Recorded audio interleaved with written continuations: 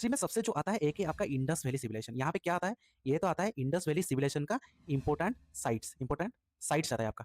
जैसे मान लो हड़प्पा, हड़प्पा हो गया, मोहनजोदारो, सुरकातड़ो, धोलावीरा, कालीबंगान, लोथाल, ऐसे सारे, ठीक है।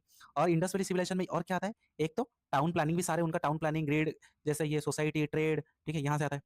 ठीक है, सेकंड है आपका वैदिक एज, ये सबसे इंपॉर्टेंट है। अगर ये आपने पढ़ लिया तो मानो एंशिएंट हिस्ट्री का आपने 40% कवर कर लिया, ठीक है। अगर ये तुमको इंडस वैली सिविलाइजेशन को मान लिया तो 40% आप यहाँ से कवर कर लिया। देन वैदिक कल्चर में आपको तो पता होगा, रीक एंड श्याम बेदो, यजुर, अथर्व, यहाँ से पूछते हैं इनके सोसाइटी क्या क्या चल चल रहा था वहां पर, ठीक है। Then come to Mahajanapada and new religion. You know about 16 Mahajanapada, you know about 16 Mahajanapada and new religion, it means Jainism, ठीक है, जैनिज्म भी आता है और बुद्धिज्म भी आता है। यहाँ से क्वेश्चन आता है।